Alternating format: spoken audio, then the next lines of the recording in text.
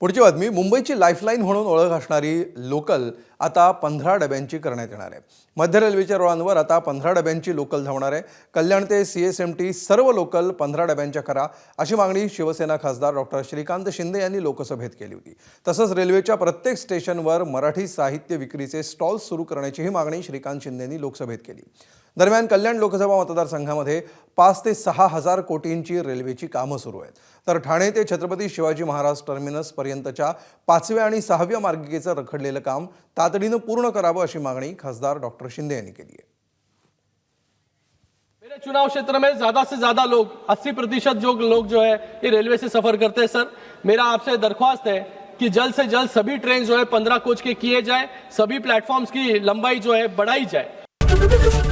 ABP माझा, उघडा डोळे बघा नीट।